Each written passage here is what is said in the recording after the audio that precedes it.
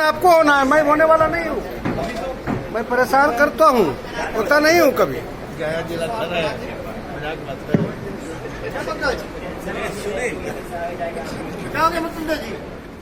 हम लोग पटना में नहीं करते। आप कोटा का अगर आप देखें, वहां पे पढ़ने वाला बिहारी, पढ़ाने वाला बिहारी, अधिकांश शैक्षिक संस्थानों के जो मालिक हैं वो बिहारी, पर व्यवस्था राजस्थानी। क्यों ये व्यवस्था हम लोग बिहार में नहीं दे सकते? क्यों इस तरीके की एजुकेशनल हब हम लोग बिहार में नहीं बना सकते? आप शिक्षकों की हालत देखिए यहाँ पे किस बदहाल परिस्थिति में है।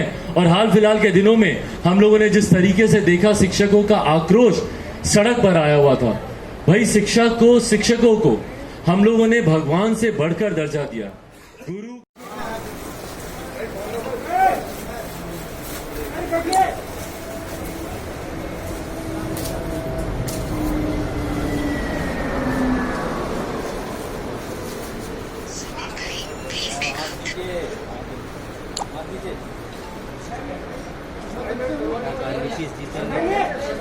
बिहार हार जाएगा, युवा का पलायन होगा, युवाओं का पलायन होगा।